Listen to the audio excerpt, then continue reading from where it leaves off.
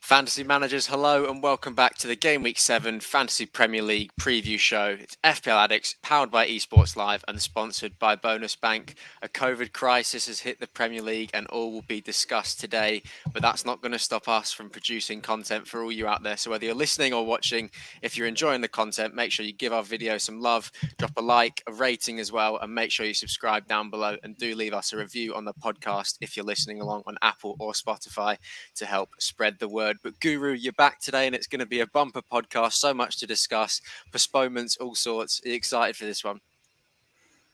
Yeah, look, I can't wait to chat some FPL, but it's a nerve-wracking game week because there's just so many matches in doubt, so many players in doubt. We'll touch on my my mishap of my transfer a bit later on. I've gone on a bit too early with my transfer this week, which I don't usually do, and it's cost me for this game week. But yes, it just seems like it's a mess. It's all over the place, and I just don't know what's around the corner anymore.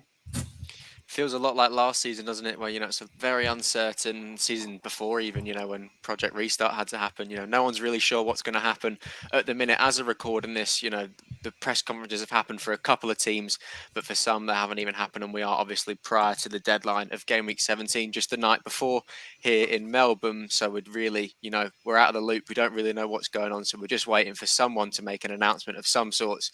But as far as we know so far, only Man United Brentford has been postponed.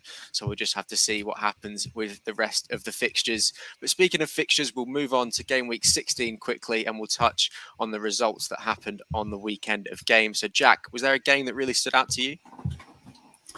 Wow. Well, this weekend last weekend, so it was pretty crazy. Number of goals that were being scored by teams. I think it was like 7 penalties were scored over the weekend. It was definitely one for the penalty spot takers. But some of the games stood out for me. I think biggest one for me was, it's got the Chelsea Leeds on it.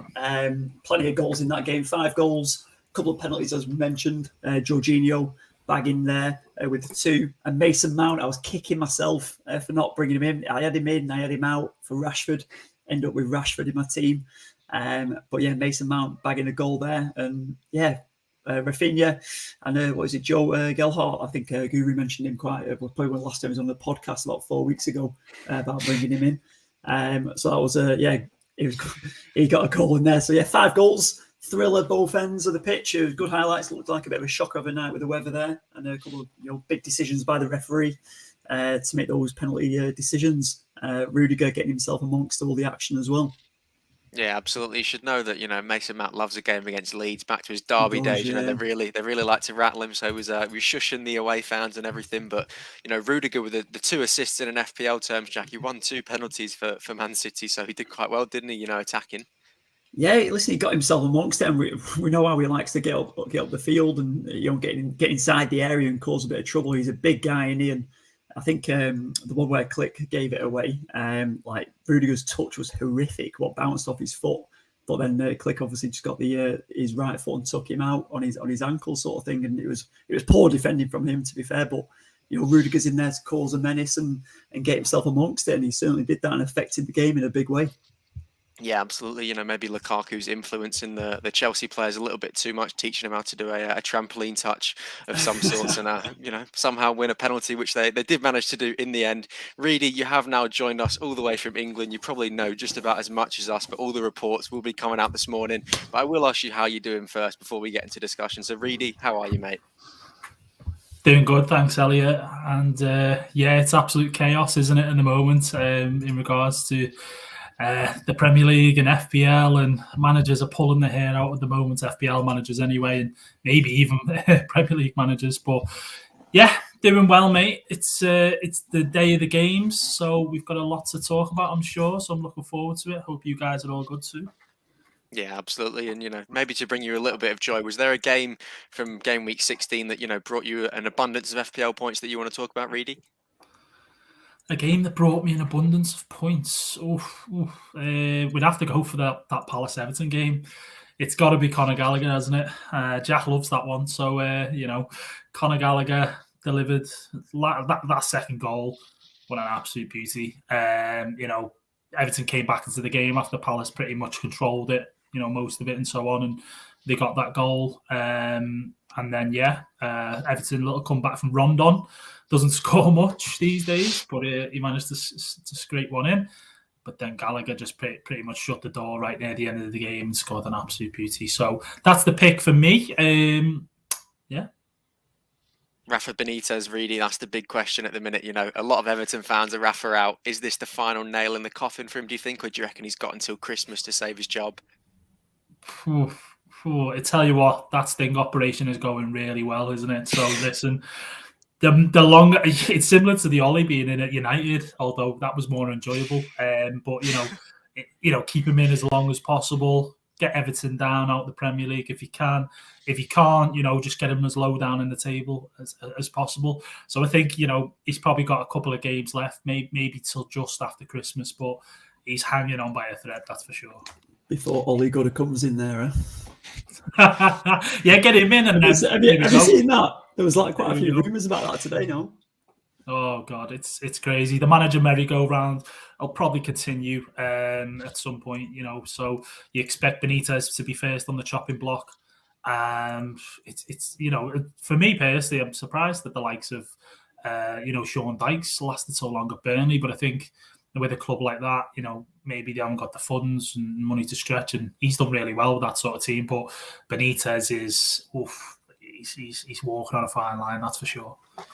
He certainly is on thin ice, and we'll just have to see how that one pans out. But there's one thing that's certain, and that's no one's going for any Everton assets other than Damari Gray for any time soon, unless Dominic Calvert-Lewin makes a miraculous recovery, which he seems to be on his way back, which would be nice because he was in a lot of people's teams at the start of this season and the end of last season. But we will move on now, and we'll review how the paid mini league is going. And there was a little bit of movement from game week 16 to 17. There wasn't too much. Donald Breslin still sits at the top with his 1,111 points. Perfect set of ones, 4 ones for him there, and he is the top of the league. That makes it 5 ones for him. Geordie Wilson sits there in second, and Aaron Wu has managed to climb himself to third. So Guru, you haven't been on the podcast for too long.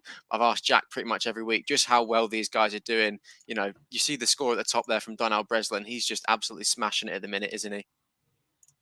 Oh man, he's on fire. I think he's even managed to go top of the free league above FPL Planner now. So it's just phenomenal how well Donald's doing. And he didn't even get, obviously he's got a great score this week, but it wasn't even sort of the highest, and he still managed to, claim a really good week. So well done as usual, Donald.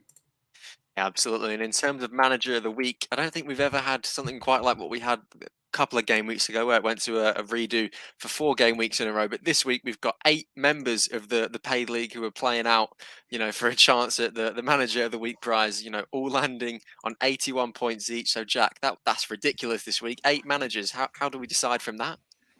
Yeah, 8 manager playoff. So we'll go into game week, this game week now, 17, and whoever scores the most out of all them players, out of all them managers, we'll take out the prize in this playoff. But as we saw the other week in game week 12, that went for 3 weeks. So 8 players now, and our guy underneath us here, Chris Reed, is amongst it again. as much as I love to say that, he's amongst it. And Reedy, can you go back to back? I'm just laughing my head off because it's an absolute shambles this game week. So what a week to go into a head-to-head. 8 managers. All I'll say is best of luck. If I don't win it, I wouldn't be, I wouldn't be too disgruntled. Although it's going to be literally mayhem, and we've got potential more games that could be off, which we may discuss later. So it's just going to be, it's going to be a difficult one for these 8 managers, including myself. And you just have to do the best you can, really, with what we've got in the situation. Yeah, absolutely. It's going to be one that we're definitely going to watch very closely to see, what sort of scores are being brought out this week, with how many games are going to be played and whatnot. We're not too sure as of now, as I've mentioned, but we'll just have to see how that one goes. In terms of the free mini, as the guru previously mentioned, FPL Planner has been dethroned by a mere point, unfortunately, just this week. So FPL Planner obviously sits there in second with Donald Breslin just above him. So Guru, as you said, these two have got to have a brilliant overall rank, worldwide in the 1,100 is just absolutely ridiculous, isn't it? Yeah, it's unbelievable. I think, it's definitely top 2K for both of them. So, yeah, phenomenal stuff. And yes, it's mad to just not, their planner's been on there all season, I think, and to see someone else on there, it's it's remarkable. So look, it's quite close even from first, all the way down to sort of 8th place there. So I just wouldn't put it past me with this crazy game week ahead if we see another name on top. So unbelievable stuff. And we'll just have to see how that one ends up going as well. As you said, we're not really sure how the game week is going to end up going, so we'll just have to watch it, with our eyes peeled. But Jack, Karen Spence has been dethroned as top of the Women's League this week. She's been sat on top of that for so long as well. So maybe this is the week where, the top of the table is being shaped up a little bit. But in the Women's Mini, we have a new top of it. We've got Radu's Rovers there dethroning Karen Spence. So, what do you make of that, Jack? Yeah, not bad, that is it. I mean, 1,058 points, hit a 79 this week, looking really good, and extended the lead by 16 points there. So Karen's already just been dethroned, but also with a 16-point gap. Not easy to navigate, but with all these fixtures, depending on who they've got in the team, anything can happen, and maybe even a few more players might start creeping up that ladder. Yeah, absolutely. That is the Women's Mini, and we'll move on to the Bonus Bank Head-to-Head Mini. It is my favourite. Unfortunately, I did lose this week, so I've taken a small red arrow. It's no surprise to see that Donald is top of that league, with Mark Sargent and Pizza Boy and Simon Reynolds just trailing behind. But, I'm ahead of Tom Stone's boys, which is not something that I can often say in the Classic Mini, so I'm glad that I can say it in one of the leagues. But, I've still got to scroll down a fair bit to find one of you lot. Ollie's top of the podcast lot there, but it's fairly congested. We go Ollie, then we go Reedy, and then we go Jack. So, Guru, what's going on? Yeah, it's not been my league, this one, the head-to-head so far. Actually played one of my good mates, Matt Cowlin, this week, and he's in the running for the manager of the week. I was never beating that score. But yeah, hopefully second half of the season can go on a bit of a run. But it's looking like this, this sort of top 2 or 3 are actually, including yourself, starting to break away a bit. So it's a tough league, this one. Yeah, absolutely, and obviously you can take solace in the fact that you are top of the Classic Mini out of the podcast lot, as you can see there on screen. The Guru does sit there with a fairly comfortable cushion over Ollie, who sits there in second. But in terms of me this week, in terms of my points, I got 57, which doesn't look too awful, on first viewing until you've seen that I took a -8 this week. I took leaf out of Reedy's book, decided to start taking a couple of hits, shake things up during this this festive period with the fixtures coming thick and fast. There's probably not really a better time, but unfortunately these days you don't really know which fixtures are going to be played and which aren't. But obviously the 8-point hit there, which brings my score down to 49. Sanchez obviously didn't play. Livramento didn't manage to do anything for me this week, but Kufal, Trent, and Alonso all with somewhat of returns. Kufal was one of my transfers, so he definitely returned for me, which I was delighted with. Salah, captain, same every week, does the business, does it right, absolutely smashing. Bernardo Silva was another one of my transfers. He got a fairly cheap assist with the way that things go. It was a handball for a penalty, so a lot of managers got quite lucky there. I think he's owned by about 30% of the competition now. 31.5. So, their bacon was definitely saved, and a lot of people transferred him in as well. The most transferred in this game week, though, I believe, was Jared Bowen, and he didn't manage to return against Burnley. Unfortunately, he was my third transfer. Jota didn't return. Callum Wilson didn't even have a sniff at goal against Leicester, much like most of the team. But Ronaldo managed to put a penalty past Norwich, so I was delighted with that one.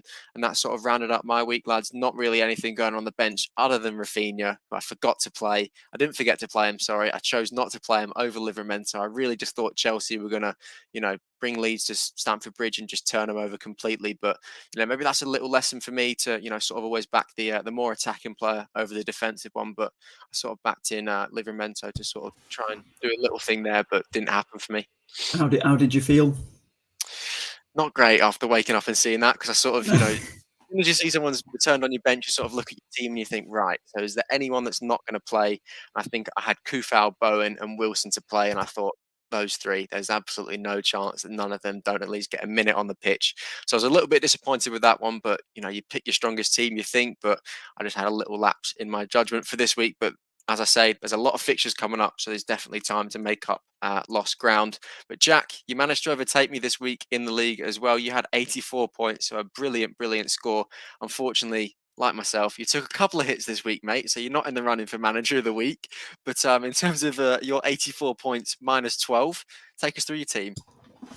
Yeah, I had a bit of a lapse similar to yourself, Elliot, in terms of, I think it was Friday, 2 a.m. Kind of went, I haven't got my team sorted, and I need to get Son out. I had Son and Reggie in there at the back for Spurs, and I went, I need to get them out. I brought Rashford in, who I talked about on the podcast, and then I also brought Diaz in. But then I didn't realise until Sunday, and my score was looking pretty healthy. I was like, this is good. But then I realised I took 4 transfers, so I took a minus 12. So I had my 1 free one and 3 transfers, but I totally forgot that I'd made those 2 earlier transfers, which was Dennis in there and Bernardo. So yeah, I'm 84. Obviously, I was buzzing with that, and then I realised with those transfers, I was like, oh no. So yeah, a bit of a shocker.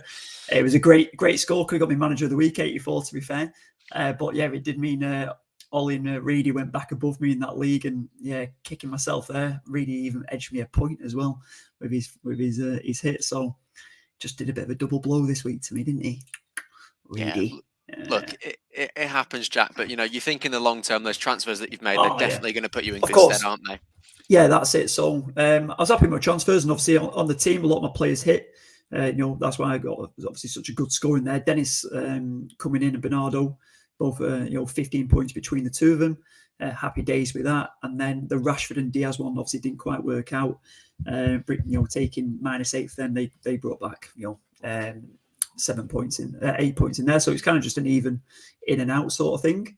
But yeah, Alexander Arnold, Ramsdale doing the business too. So I was quite happy with the squad. But as we know, and as what we'll talk about obviously through the podcast now, is how we navigate this. So even though I was happy with my team lineup and my plan coming out of it, albeit I took that -12 and the extra hit, the team was looking quite good. But now it's everything's a bit up in the air again. Yeah, no one's really too sure what's going to happen. But as I said, 84 points -12 there, Jack, is definitely still a brilliant score. And the transfers are going to put you in good stead for the upcoming game week. So I think that's a really healthy position that you're sitting in at the minute. Reedy, you did take a hit yourself. I've just seen you got 85 points, but you took a -4. Not quite a bigger hit as me and Jack this week. Maybe we're starting to change a little bit, and you're coming a little bit more conservative and saving a couple of transfers. You did still take a hit, but 81 points for you total this week. Then, as we mentioned, you're in the running for manager of the week. You got to be happy with your performance this week. I'm just rubbing my hands together, boys. I'm just thinking, what's going on, lads? All these times that you've give me a bit of stick for taking hits and all the rest of it. It's happening, lads. It's happening. You finally decide. I mean, especially Jack. He's just gone wild, doesn't he? Hang on a minute though. This guy last week went, "I am not taking a hit." He did on the podcast. He said it, didn't he? For the last 2 weeks, right? He's gone to me. I'm changing my philosophy. I'm not going to change. I'm not going to start taking hits. I'm not doing it anymore.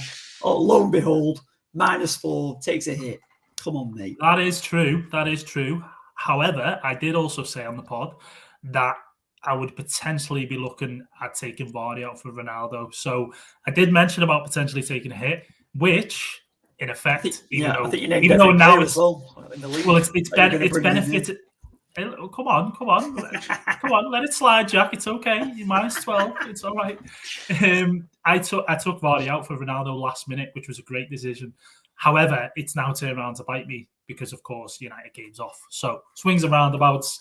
Good decision for last week in the game weekend. The score was obviously great.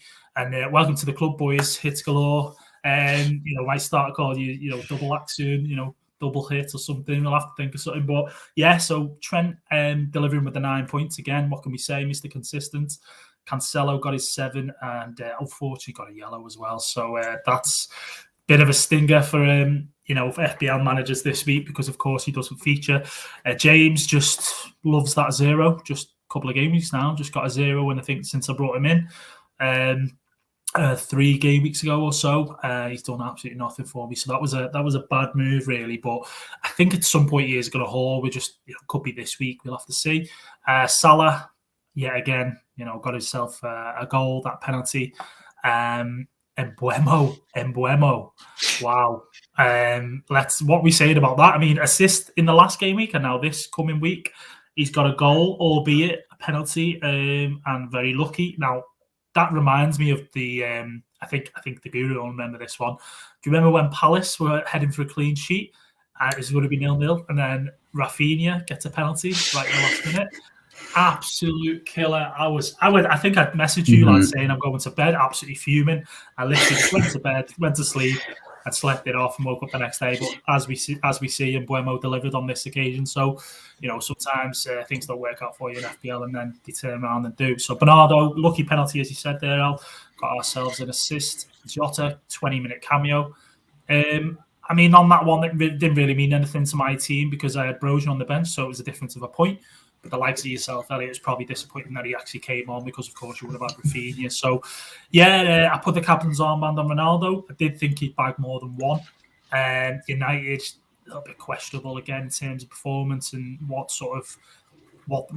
the new manager wants out of the players. But he got his penalty and he put it away, and that was the main thing, really. And that guy, Dennis, what's he, 5 million still below that 6 million mark and creeping up, as we know, with price rises. But that guy is just, he's delivered in terms of all the strikers this season more consistently than anyone. So he got his goal and his bonus points. And yeah, my clean sheet for Gaeta was wiped out by none other than Rondon. So a good score. I am happy. I did take my -4 as we've alluded to, boys. But there we go. Hit me really one more time. I'll spike nose. So yeah, I can be pleased with that. What do you think, Jack? Mate, I'm happy for you. You've been making the same transfers as me on the last 2 weeks, mate. I'm happy for you. I'm happy it's worked out. Yeah. True, that is true. But Gallagher's the one that's probably getting you gritting your teeth together, isn't it? Mate? No, and Burmo, mate. Like that guy. Yeah. Last 2 games has hauled 15 points or something like that. About 14 possibly. 14, 14. There you go. So, and he did nothing, didn't he? For I think he got 14 in the 7 game weeks prior. Yeah. So just for turning up for the games, yeah. Played 7. Yeah. Putting his boots and shin pads on, he managed to get himself those points. Infuriated about that one. Obviously, Gallagher, I didn't jump on the hype with Gallagher. I thought obviously he looks great, right? But in terms of being consistent every single game. But listen, he scored an absolute screamer, didn't he, at the weekend? He does look good. If he carries on like that, he's going to be a beast, isn't he? Yeah, and that's it. In terms of those 2 players in my team, they're 2 players that I've stuck with, even though they haven't been delivering lately. And sometimes you do have to do that, because you've got other fires to put out and other people that maybe you want to bring into your team. So I have unfortunately or reluctantly kept Embuemo in. And even Gallagher, maybe if he hadn't delivered against Everton, would have maybe then looked to take him out. These guys have stayed in just based on that, and they have managed to deliver for me. So it is luck. I'm not going to gloat too much. I'm happy with the score, as I say, boys, and on to the next one. And you definitely should be happy with your score, as we said, in the contention for Manager of the Week. Ollie got 68 points there, but we'll move on to the Guru's team. 57 points for you this week, Guru. And hits all round this week. Didn't realise you'd taken a hit as well, Guru. You managed to get yourself... it's a full house, boys. It's a -4. The Reedy influence is rubbing off on everyone a little bit too much. And the Guru has managed to take himself a -4, which obviously gives him 53 points net for this game week. But take us through your team, Guru. Yeah, it was a shocker for me this week. I felt like I've played with about 7 players because obviously Sanchez didn't play. Jimenez with that red card, he was someone that I touted about just getting rid of him for this game week, and it was going to be him. I was tossing and turning between Ronaldo and Dennis. But then I got into this Bernardo trap. It's not a trap because he did well, but I took out Rafinha for him, right? Who got a point more. So if I'd stuck with Rafinha, not done Bernardo, and then done Ronaldo and Dennis, I'm probably about 20 points up. But that's FPL. You've got to take the lows as well. I've had some good highs this season, but yeah, Sanchez didn't play. James 0 points, so that's 2 men down, Jimenez -2. That's like having 8 men. And then I went King over Dennis for a couple of reasons. Although Dennis was in my plans all week, and then I saw a few of the Twitter threads on Friday with the XG and all that stuff, and I sort of got turned into Josh King.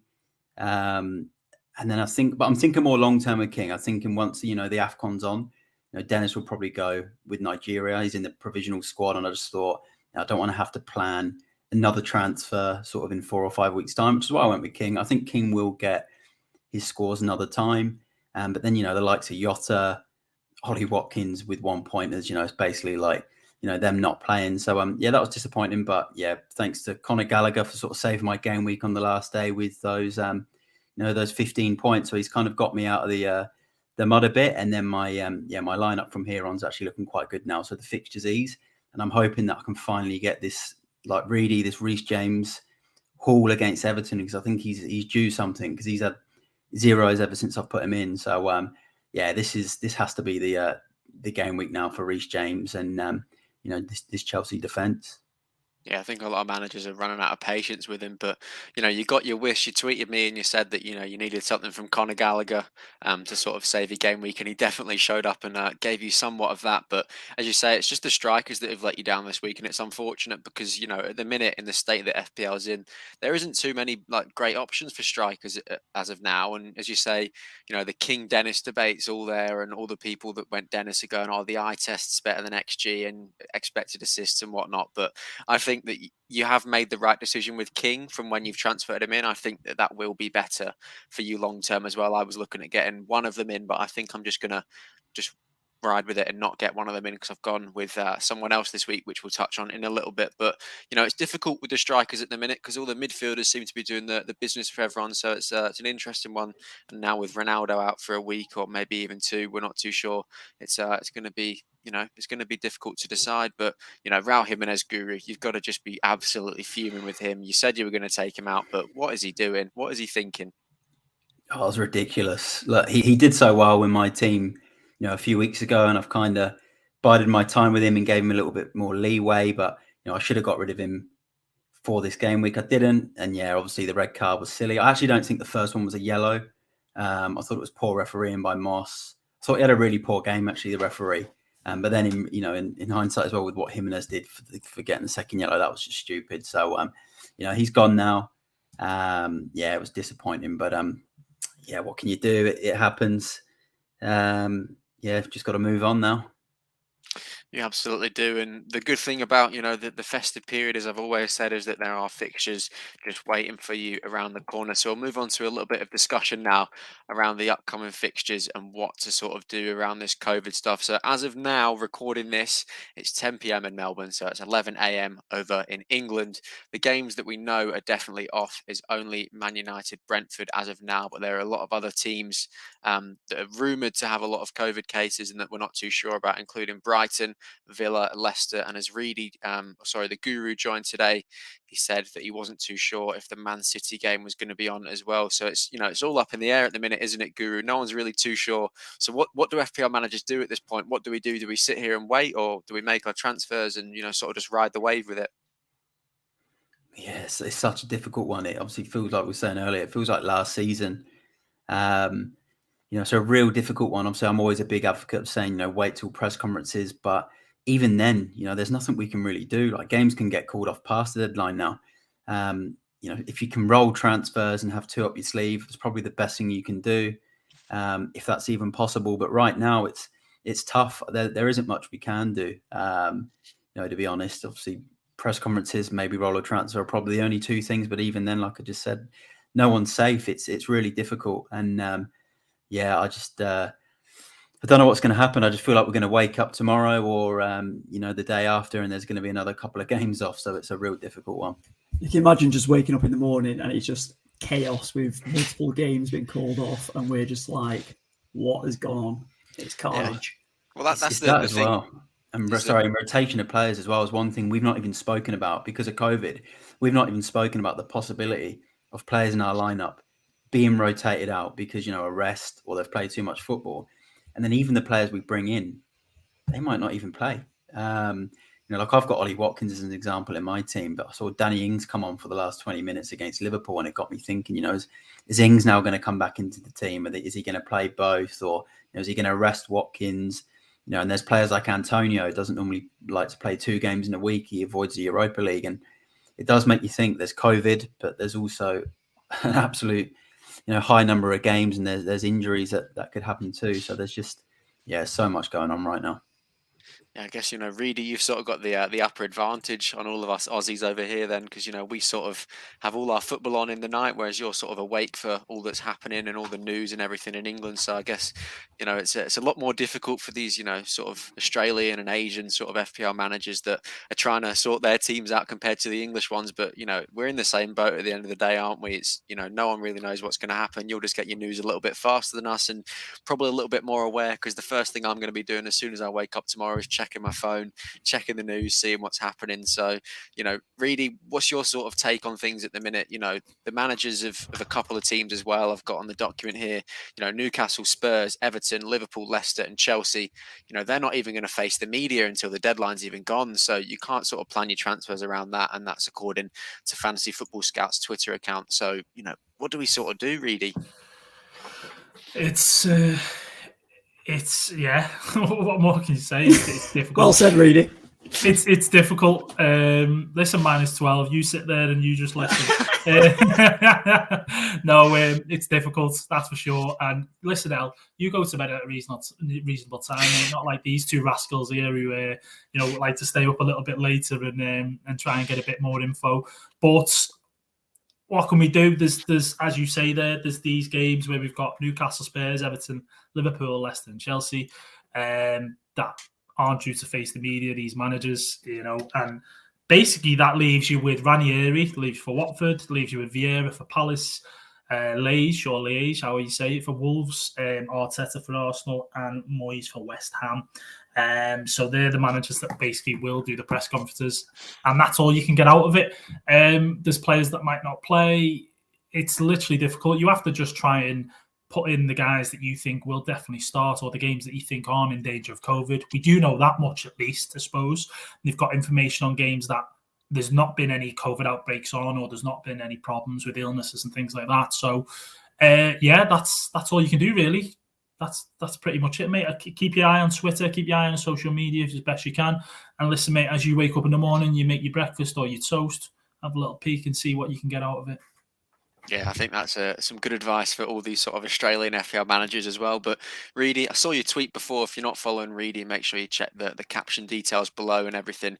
FPL Addicts _Reedy. But it's a little bit frustrating, and I understand where you were coming from with your recent tweet, where you're saying that with all that's going on and everything, prices are still rising for players at the minute, and the game's obviously still going on and they've got to keep it going, but for these in-demand players, that they're still rising in price, and it just it makes it so difficult for everyone, doesn't it, at the minute?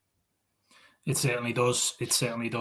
Price rises this year, they do feel a lot more frequent than they were last year.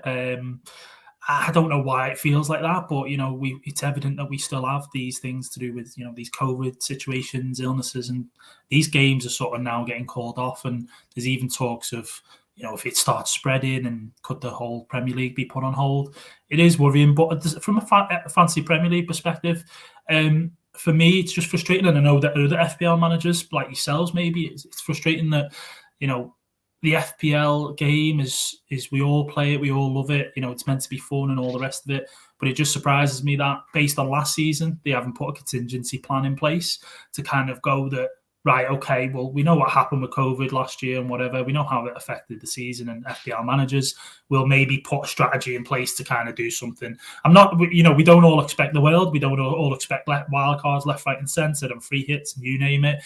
But just something to kind of go, right, okay, this is the situation. Instead of putting players up and making it more difficult for you guys to kind of juggle your teams around and whatnot, we're going to kind of throw this in as an exception, And this could be something that, as we all know, it's going to go on for the remainder of the season now with the COVID cases and all the rest of it.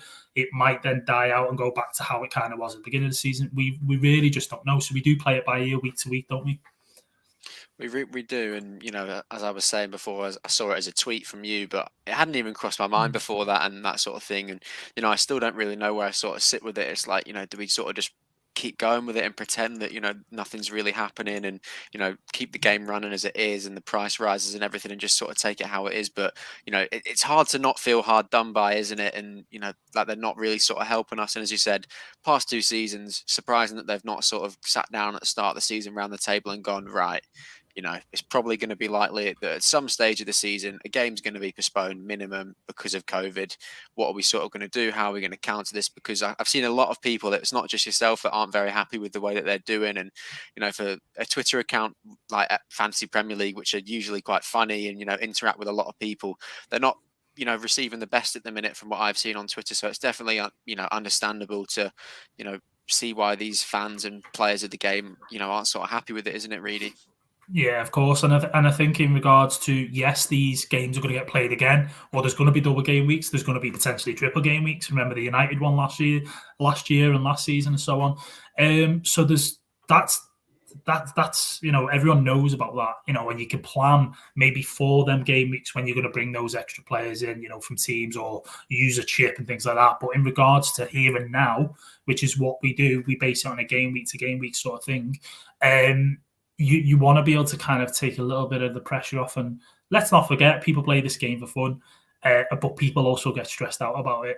So the less stress possible, really, to enjoy the game that we all do. I just think there could be a little bit of leverage, and that's all it is, really, I think. Yeah, and Guru, sort of where do you sit with the whole situation at the minute? I can obviously understand Reedy's point of view there with, they're not really helping us out. They're sort of just leaving us to sort of drown, and, not really too much help. Obviously, they can't communicate, who's got COVID and what's going to happen, because no one really knows that at the minute. But there's definitely things that they probably could be doing. But, what's your sort of piece with it?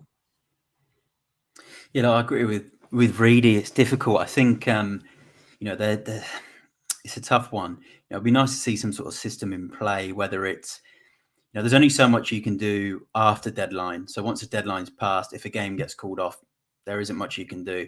But if it's before a deadline and we know, for example, you've made a transfer, you've brought a player in, but the game's now been called off, there's got to be, I think then, there should be something there where you can then have that transfer cancelled and then bring someone in that's actually, playing at this moment in time, whether it's, other sort of ideas I had was, a waiver system, so you can put waivers on players. But again, the other thing I was saying earlier as well was the problem is, right, say for this Man United game, if FPL now turned around and said, look, everyone with Man United and Brentford players, you can replace them all for this game week.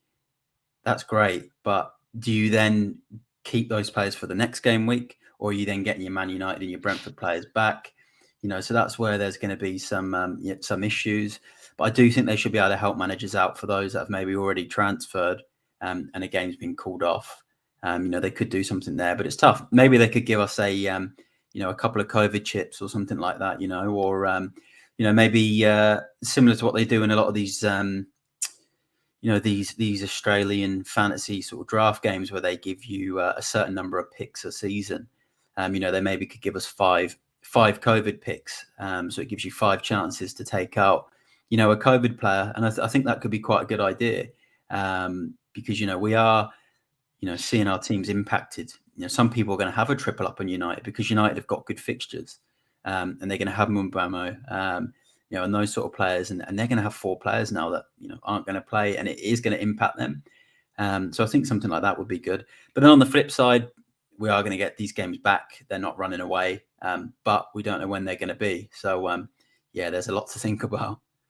Yeah, the sort of idea of a COVID chip or, disaster chip or whatever, or postponement chip, I think is a really good idea because, you say that we're going to get these fixtures back and everything, and that's great. But, if they're playing 2 or 3 games in a week, it's unlikely that these players are going to be playing all those games anyway. So you sort of do end up, losing out anyway. And as Reedy said last week, the health and safety of the players and everything is the most important thing. So we obviously send our best wishes to everyone that's being affected by it and all that sort of stuff. But, you can't help but feel a little bit hard done by, and Spike says, like the concussion subs, we should get COVID subs. And I think, it's not a bad idea that he comes up with there. And he's also had his opinion on the price rises. And he said that, he loves it. It's an extra element, and his team value is 105.4 this season, which is quite ridiculous. If you said that, you can have an extra 5.5 million added onto your team, by game week 16, 17, I'm sure a lot of people would be quite impressed by that one. But Jack, it is your team that are affected this week, so you're going to be Man United footballless,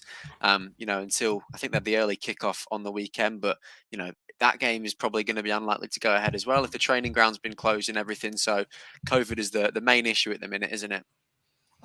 Yeah, that's it. I mean, I think even Ozspike again just mentioned him. He said, reiterate the 4 players that are maybe out, or 4 staff members that are out for Brighton. So it'd be interesting to see what happens now next couple of days, or next couple of hours really, to see if there's been a spread at Brighton, and then that'll be definitely kind of done then, I guess, I imagine, for that game at the weekend. Then United won't play until Boxing Day.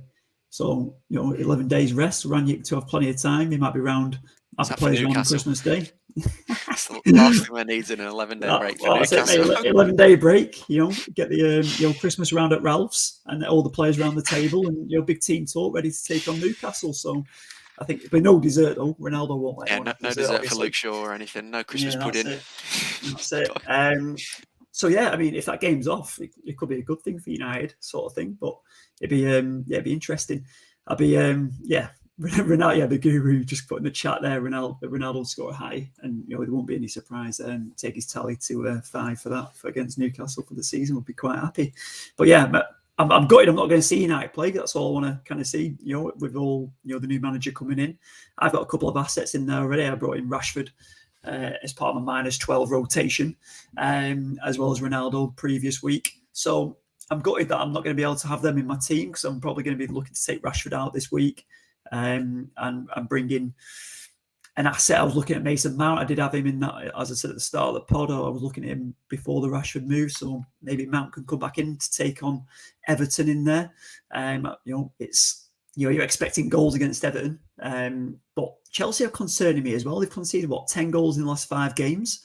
I know you boys have obviously both reading the Guru have got James and Rudiger in there. Rudiger can get up there, and obviously James can get on the score sheet. But within blanking, it'd be interesting to see if it's kind of a back and forth kind of game that as well. I don't know what you boys think, but it's not good from Chelsea conceding so many. But on City, with the outbreak there, if there is an outbreak, if they have got players out, obviously Cancelo's out with injury, and if that game doesn't go ahead, I've got a triple up on City, so that's potentially 5 players out of my team. So I don't know how that helps, and a COVID chip would be lovely. That would be nice. I was going to say the concussion one before Ozspike mentioned that. That's what I was going to chip in with, but something that'd be pretty decent to have. Or a COVID-free hit team for a week, like an extra free hit, I guess. I don't know. I also think it's interesting to navigate as well, because and take advantage. This might be a good week for people to gain points as well. This could be a good opportunity. So if you've got the right number of players, obviously not me, because I've got half a team out potentially. Yeah. There's definitely going to be people that benefit and people that suffer. There you go. Arsenal with COVID issues as well. So if that's another 2, then that's 7 of my players out. You're going to have no one to play at this point. I think I might have to get a call up, mate.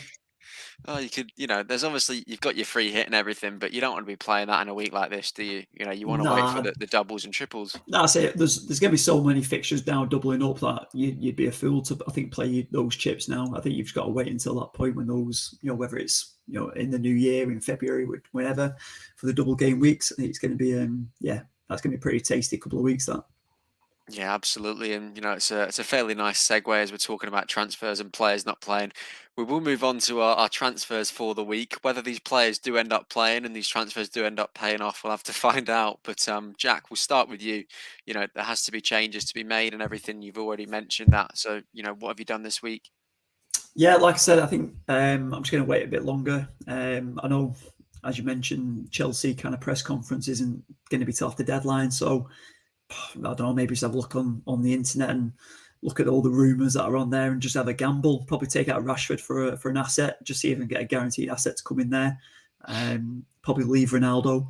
Don't think I'll be taking a hit, if I'm honest. So I think I'll leave everything as it is and just ride the wave this week and see what happens in the weekend. And then I'll be smashing hits left, right, and centre for the weekend, I reckon.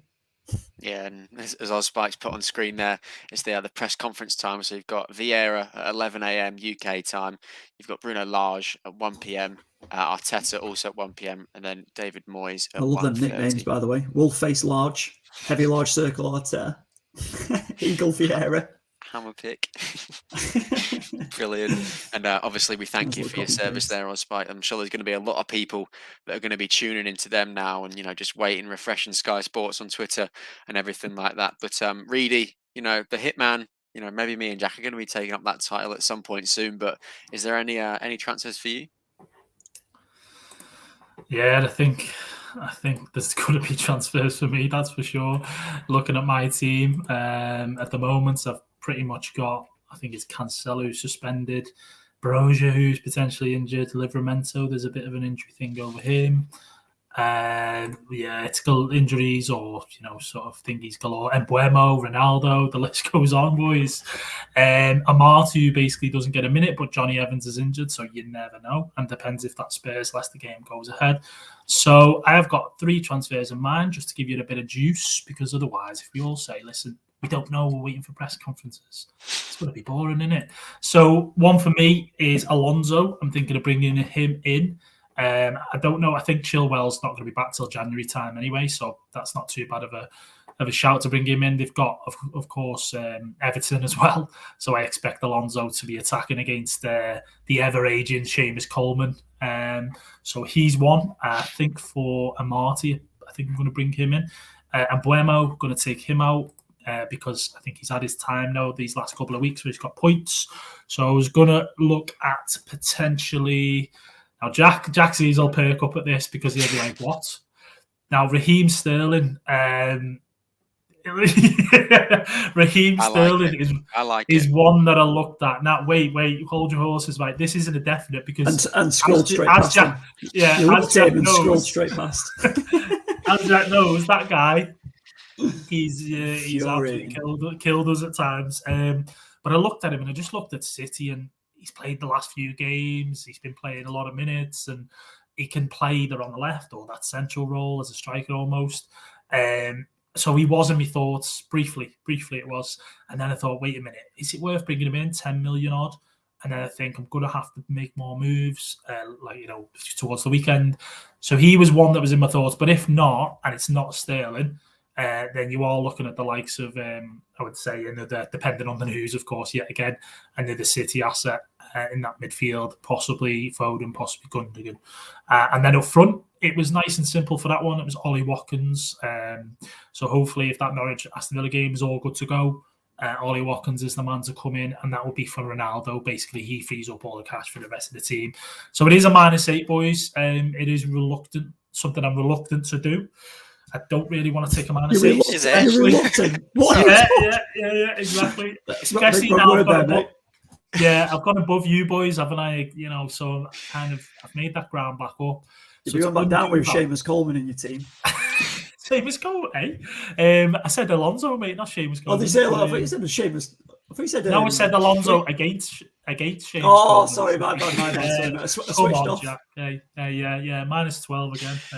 But it must be one of those where I really do have a think about this and leave, watch press conferences, keep an eye on Twitter, all the rest of it. I know Guru's putting in the chat there, will Alonso play? Don't say that, mate. Come on. But we'll see. We'll see. He gave away that pen, Reedy, didn't he? And he was awful on the weekend. So I'm not going to lie, Alonso does worry me. I do think you'll only get 1 out of 2 games from him over the next 2 game weeks, personally. I mean, Rudiger's another option I've thought about. He's another one instead of him. Or there's even Kieran Tierney, who's had a couple of double point hauls in the last 2 games. They've got West Ham. It's taking a gamble on Tierney. You never know. He might have fell down the stairs after that last week, or he might have got his hand trapped in the car door. We don't know because he gets injured that much. So it's a lot to think about, boys. But they're my thoughts. Those 3 transfers, and if not, a lot of places to think about there, mate. A -4. All right. Calm down. -4, and then we stick with the -4, and then I'm still above you boys anyway. So because you're going to take a minus probably 4 to 8 at least. I know Jack will probably end up with -16 possibly at this point. So as long as I'm above you boys and I'm nearly above Ollie, we just got to see what obviously he plans to do. You're getting far too excited. We do have a couple. Yeah, of that's probably comments right, Jack. I am, mate. I'm getting carried away here. I'll shut up. We do have a couple of comments which we will go through now, and it's Kotu. His name's Chama from Twitter, and it's nice to see you in the live comments. He says he's got 0.2 in the bank. De Gea and Gunn are his goalkeepers. So, Guru, I'm going to ask you: does he take a -4 for Backman or play with 10 players this week? Yeah, it's a tricky one, isn't it? Because Backman's not kept a clean sheet all season. I think his highest score is 4 points, but he is playing against. Burnley, of course. So, look, with a 0.2, I'm assuming that Gunn, it must have gone down to. I'm not understanding why he can't just do a straight swap from Gunn to Batman, because Batman's 4.2, isn't he? And Gunn must be 4 million or 4.5, unless he's gone down to 3.9. So I feel like if he can just do the straight transfer, he should be able to do it. But if he's then got to take a -4, I wouldn't bother. I'd just wait. For me, I've not been impressed with Watford's defence and not been impressed with no clean sheets all season. So I wouldn't do it personally. Well, you've heard it there from the Guru. Probably not worth moving for that one this week. And me and the Guru obviously did brave it this week, playing with what we thought was going to be 10 men. The Guru ended up playing with a little bit less with the Jimenez and Reece James. But we had Sanchez in our teams, and we decided to just hold on. But Ollie, who's not on the podcast tonight, he's sitting quiet there. He says he's through in the cup and he should field a full 11 here, which is nice. Well, we're glad that you're having a good time with FPL at the minute, Ollie.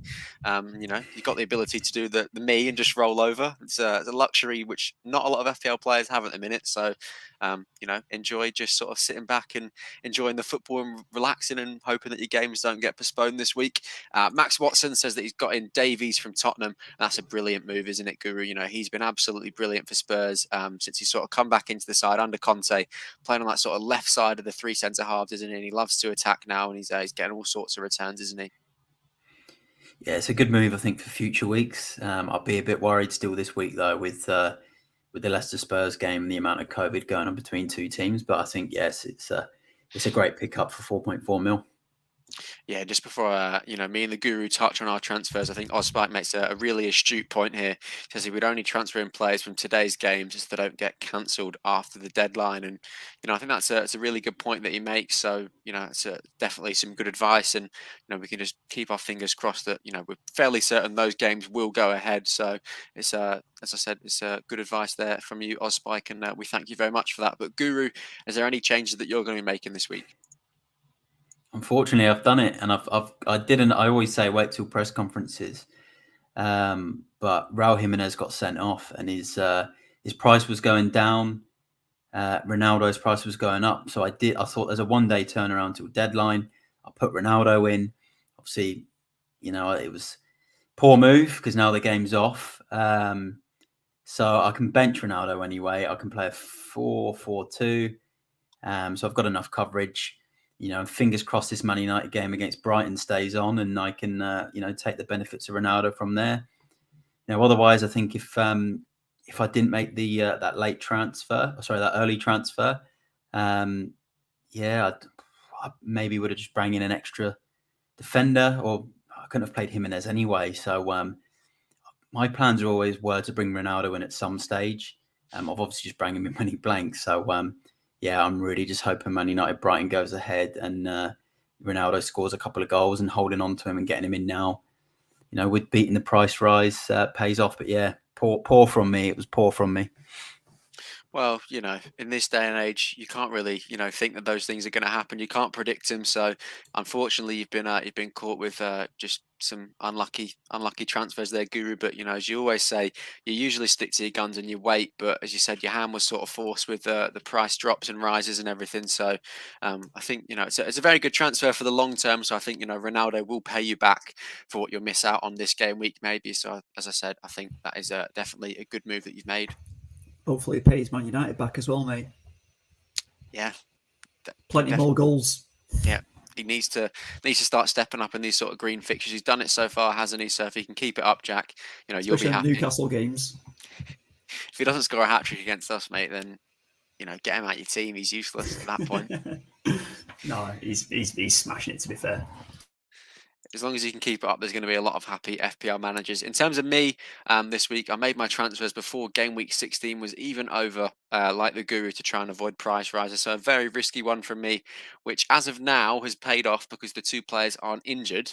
But if the games are called off, I will be left with a little bit of egg on my face. But I needed to make it because I had exactly the amount in my bank, when I transferred the two players out to make these transfers.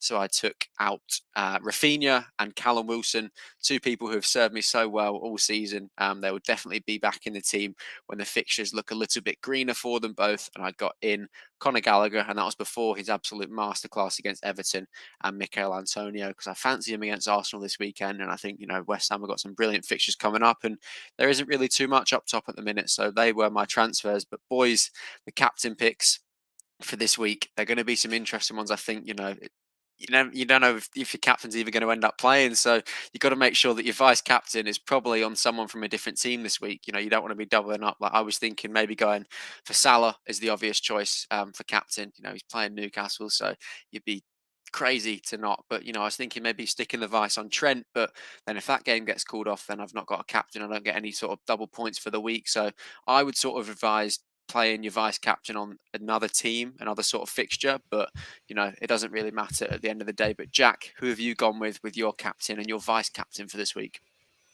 Yeah, it definitely will be going on Salah this week. And then it's a good point that you raised there, El. So I'll have a think about that one in terms of my vice. The obvious one would be go to a City asset, but if they're in the mud, then that ain't going to happen either, is it? So Dennis as a vice. Maybe. Why not? Why not against Burnley? Happy days. Good clean up. So yeah, Salah and Dennis maybe. There you go. Yeah, and Reedy, a Liverpool fan and a fairly competent FPL player. Mohamed Salah captain. It's got to be. It's got to be. There's no other option really. Mo Salah's the one. He took that penalty with confidence. He's flying still, getting points for us. I was at Anfield on Sunday, having a little look around the place. And just thinking, back at Anfield, fans there, it'd be a shame to lose all that again. So, Mo Salah captain and vice captain for me, I will go for Bernardo Silva, I think, at the moment, based on City's fixture still going ahead right now. So they're my captain and vice. Yeah, I think they're two good picks there. But Guru, we can transition into the Guru section now and get your sort of picks for your captains after you go through your ones to watch and your teams to back. So it is all on you, mate. So take it away. Well, nice one, Elliot. And we'll start off with a couple of differentials for the game week and ones to watch. I'm going to go with Robertson from Liverpool. 3.3% owned. He's got 32 points in his last 4 games. So I think he's just an unbelievable pick at the moment. That double up on the Liverpool defence for me is something I'm going to consider for the second half of the season. Just the amount of clean sheets and points that you can get from Robertson and Trent. Like we always say, they're almost like having midfielders.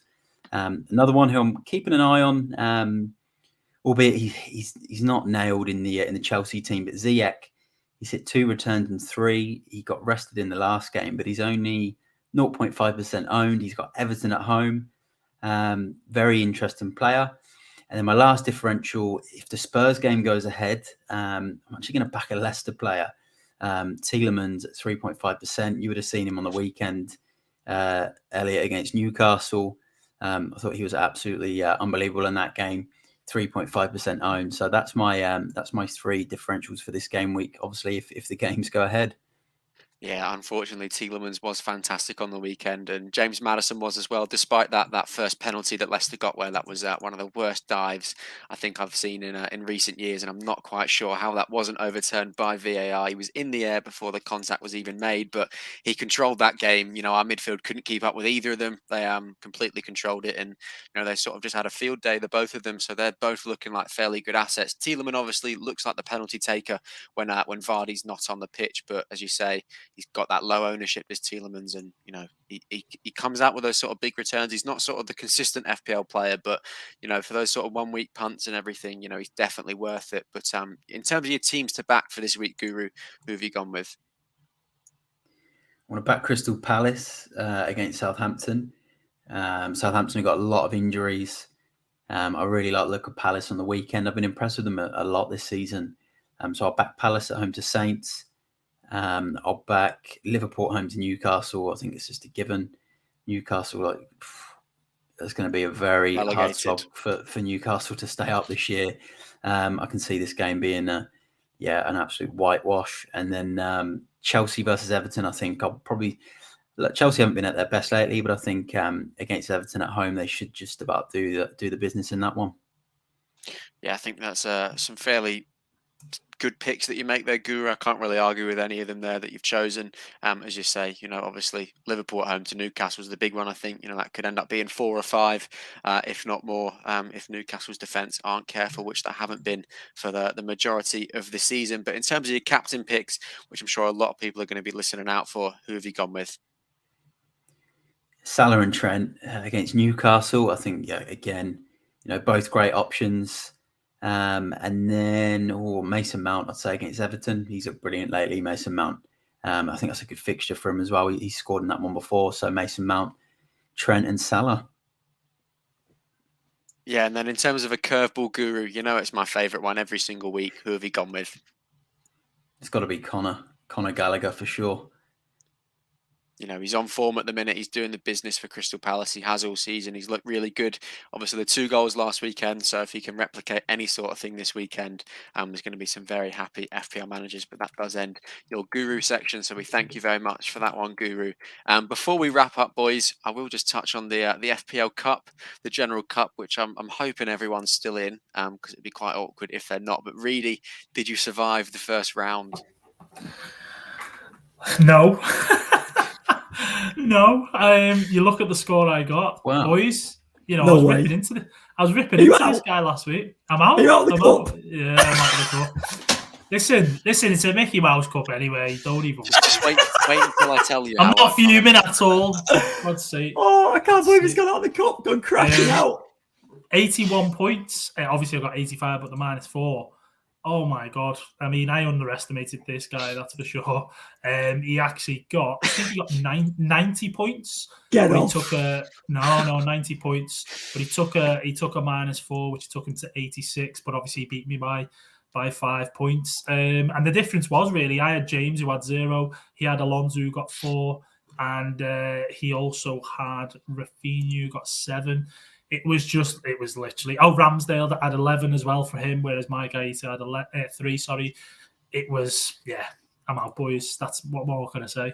There you go. Me. I'm out. That's just... I know you're happy to hear that. That's the one piece of information luck, that has given you. Exactly. Any other week, boys... Last week's pod, though, was hilarious. With you going, it's a straightforward win. A straightforward game. And you're like, it's guaranteed. A bit more confident. Listen, boys, hopefully the cup distracts you from the league so I can focus on, winning that instead. That's all you got left to play for anyway, isn't it? So Well, that's it. I don't need a Mickey Mouse Cup, Jack. It's more than, United winning. Well, more than United might win this season, so yeah. You're probably right. You're probably right. So we'll try and do the business. Go on, boys. Are you in the cups then? Come on, give it to me. Guru, have you managed to survive the first round? I did, and I got 57 points.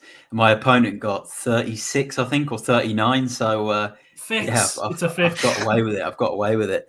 Yeah, it's a bit like the Champions League draw. They've obviously, the bigger clubs have got the favourable draws, and then the smaller clubs have, found themselves in a bit of a problem, really. So, unlucky, mate.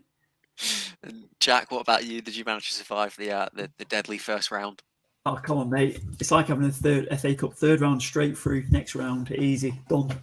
Got, I think I won, 72-52 against Geordie Fletch. So, well played, mate. He took the TV right money home with him. He got a big gate receipt for his club. Through the Giants are through to the next round. Gillas Killers, here we go, on the cup run. That's brilliant. And just to rub some extra salt in the wounds here for Reedy, I just want to share with you boys how I progressed to the second round here against his 8 million 8.4 million in the world. Wow. He joined FPL in, I think it was game week 4. I checked. So he's sitting in about 8 million, and his team is about as set and forget as it can be. He's got Lukaku, and he actually had some good scores this week. So, fair play to him. A lot of the players did end up coming up trumps for him. But as you can see on screen there, we both had 49 points. But, I just managed to, read through, and I saw that when it's a draw, they go straight to which team scored more goals, basically. And I had Salah and Ronaldo. He only had Salah, so I've managed to scrape it by the hair on my chin. Unreal. 8.4 million in the world. Would have liked for it to be a little bit more comfortable, but Reedy, what do you make of that one?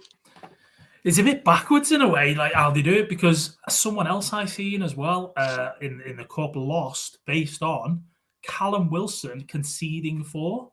So I don't know whether you've got that mixed up or however you said on scoring goals, but I know at some point you look at it on fewest goals conceded. So I think your players their teams in their games have conceded the fewest goals. So you look at Callum Wilson, they got beat 4-0.